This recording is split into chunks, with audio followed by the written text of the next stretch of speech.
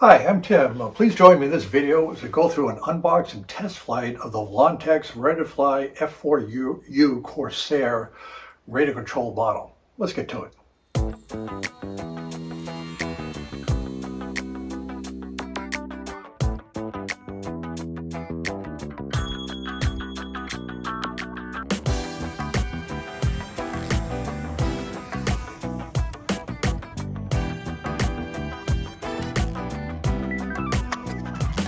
So just a quick overview of this Volantex F-4U Corsair. It's ready to fly. The only thing you have to do to get it to fly out of the box is to snap on the propeller. It literally snaps on, charge the battery, and you can go fly.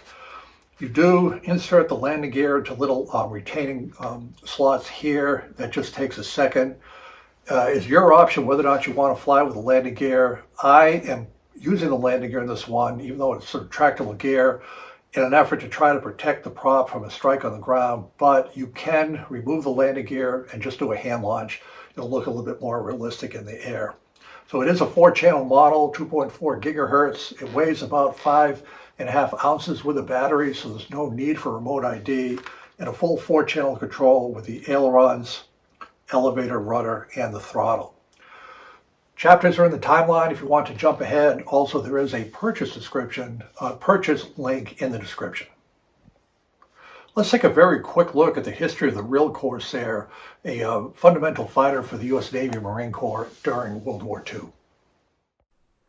This is a picture of the full-scale Corsair on a carrier. It was a huge fighter for the day with its 2,000 horsepower engine with that long nose. It took a while to figure out how to land it on carriers. The British actually showed us how to best do that. The folding wings allowed for more storage space on the carriers. Overall, just a very impressive fighter. It debuted in 1942 in World War II. This is the box that the Corsair comes in. It's a nice presentation. I usually take a look at this box just for little tidbits of information. And the key takeaways here, you have the gyro system that is very helpful. There is this one key aerobatic, so I don't worry too much about that. It is truly fully assembled, and it does have a brushless motor, so that'll be plenty of power. It is a 2-cell 400 milliamp battery, so the 2-cell is a little bit of extra power there. Then just some dimensions, and that's really it on the box. So let's take a look at what is inside the box and just do a quick look at the unboxing of the model. Again, it comes ready to fly, just the components are in various sections of the box. As I mentioned, this is how it came out of the box. All you have to do is snap on the propeller. It literally clicks in place. Put the landing gear in the slots, charge the flight battery, put in 4 AA batteries into the transmitter, and you're good to fly. The instruction manual is useful, has good information. Overall, a very complete, ready-to-fly package of the Corsair.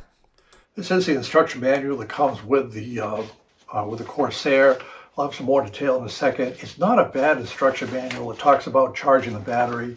Again, it does have an included charger with it.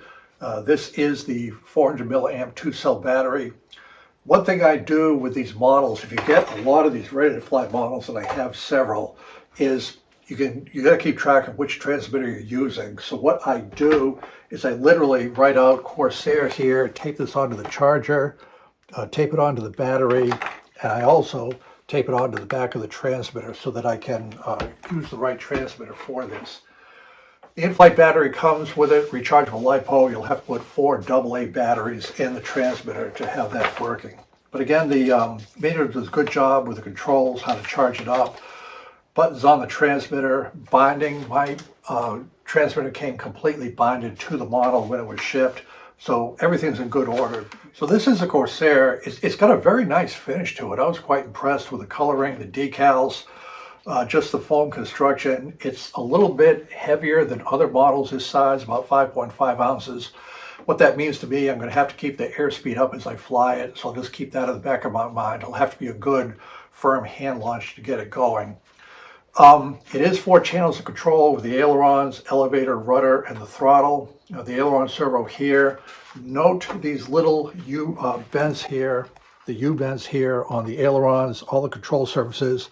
With needle nose pliers, you can adjust this to keep the controls fully centered. We'll demonstrate that once we plug it in. The airplane does have the distinctive gull wing of the Corsair, which is a hallmark of this unique aircraft. The only real assembly you have to do, snap on the prop. It literally snaps in place. The idea is on a hard landing, it snaps off to protect the engine and the components inside. The landing gear just goes into slots. You do have the option of flying it without the landing gear if you want. I am using the landing gear on this just to protect the propeller from strikes to the ground, but you could remove these landing gears, do a hand launch and fly it without the landing gear. It'll look a little bit more realistic in the air. It was a little bit of a trick getting on these landing gear covers onto the front. I had to use needle nose pliers to get it to click on, but these are the covers that I think add a little bit to the appearance of the model. The battery goes in here, just a little hatch right here, and that's that. So that is pretty much the model, and what we'll do now is give you a moment to plug in the battery. We'll get it powered up, then we'll demonstrate how the controls work and how the gyro stabilization system works. So I've plugged in the 2-cell LiPo right now. I'm going to leave the wires hanging out just to remind me there is a battery in there for this demonstration in the shop. As a general rule of thumb, these gyros here, each ones are a little bit different. They're solid-state gyros. When I plug in the battery, I like to keep the model as level as possible and still for about 3 to 5 seconds. I think that is helpful. Same thing when I turn on the transmitter. You can see this talking to each other. The controls go back and forth. So here is the transmitter right here, and the controls work, and some chatter of the controls. That's the automatic gyro stabilization system. If you look at the ailerons, when I move it this way, this aileron goes up trying to level this wing and vice versa. That all works in the background. Same for the elevator. If the nose pitches down, you can see the elevator going up. It goes down here like that. That is how the model stabilizes itself when you're flying. The other thing that's worth discussing for a moment is, as a safety feature, the controls are working here, but the throttle will not work until you take the throttle, move it all the way to full, hear a beep, back to idle, just so you don't accidentally bump the throttle and it flies away. So notice nothing's happening on the throttle. We go all the way to full. There's a beep, back to idle. And now the throttle works. I can just feel with that 3-bladed prop, the brushless motor, there's going to be plenty of power, I feel, on this model. Now, the one thing I wanted to point out is you do have this switch here. It is beginner is all the way forward, mid, and expert is all the way back. What this means is, with beginner, the stabilization system is fully engaged. If we put this switch all the way back to expert, notice there's no tie-in with the gyros. You're just flying it straight with the controls. And with this amount of control, if you look on the ailerons, that is going to be a ton of control without any gyros backing it up. It's going to be a very high performance model. Just keep that in mind if you decide to fly with the expert. For my initial flight, I'll for sure be going to the beginner mode. It still goes that amount, but the gyros are working to keep the model stabilized. So this concludes the overview of the model. I'm very satisfied with it. It looks nice. I'm hopeful it'll fly nice.